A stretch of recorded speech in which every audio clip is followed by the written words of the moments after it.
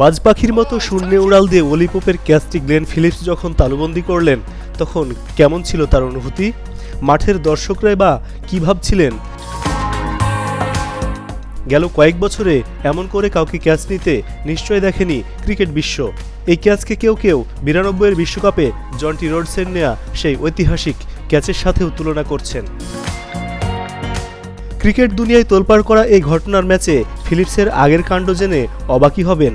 এই ম্যাচে 4 বার ক্যাচ দিয়েও সেঞ্চুরি তুলে নেওয়া ইংলিশ ব্যাটার হ্যারি ব্রুকের প্রথম ক্যাচটি ফেলেছিলেন এই ফিলিপসই। ব্রুকের ইনিংসের 18 রানের মাথায় দেয়া প্রথম ক্যাচটি ফেলে দেন ফিলিপস।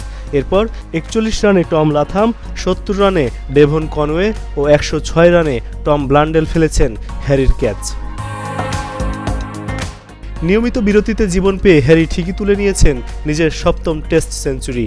দিন শেষে 132 রানে অপরাজিত ব্রুক।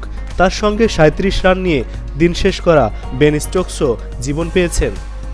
এদিন গুনে গুনে 6টি ক্যাচ ফেলেছে কিউইরা।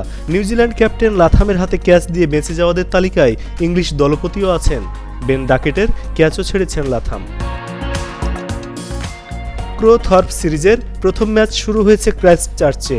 দ্বিতীয় দিন শেষে নিউজিল্যান্ডের প্রথম ইনিংসে করা 348 রানের জবাবে 5 উইকেটে 319 রান করেছে ইংল্যান্ড। এস এম বাবু, এশিয়ান পোস্ট।